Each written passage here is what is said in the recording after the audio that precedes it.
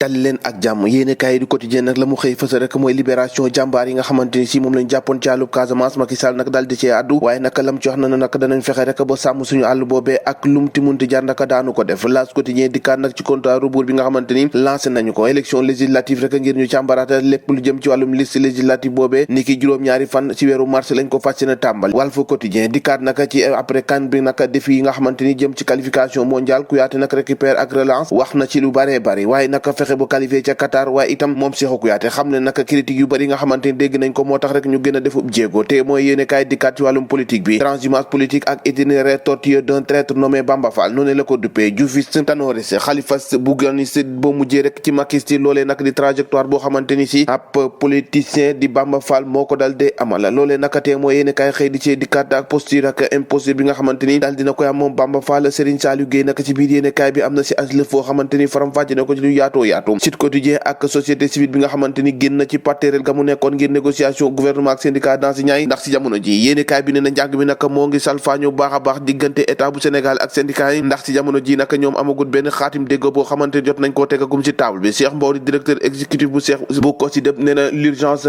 moo di rek ñu fexe rek ba sauver école bi Sidi Gueye Gorbal moom si lay Gorbal si moom di président CNEPS nag moom nee na nag sàkku nañ si syndicat yi ñu suspendre seen mot de grève boobu waaye itam fexe ba rek ba wéy li nga xamante ni si moo di négociation bi ci jamono joojee moom ASP yi fipp nag si jamono jooje moom ASP yi fipp nag di laaj li nga xamante ni si moo di seenu payor ak seenu condition de travail yi nga xamante ni dafa métti lool moo tax nag ni ki démb nag ñu jàmmaloog takki der yi defanteeg ñoom ba mu saf-sap Barthélémy Dias sàkku na si Macky Sall rek mu jox poste ci jamono ji nga xamante ni ñoo ngi amal cérémonie d'installation nouveau maire bu Dakar ni ki ëllëg lañ ko war a amal sax nag Barthélémy Dias si sàkku si Macky Sall rek mu jox kenn ku nekk ci coalition yi rek benn poste enquête yéene kaay le racisme au cœur élection présidentielle française maanaam daal ak boo di compté gu rëy la ci dal dee gis l'observateur di cadre rek ci révélation yu rëy bi nga xamante ni am na ci crime craplé bi nga xamante ni am nañ ko benn jaaykatu or ñu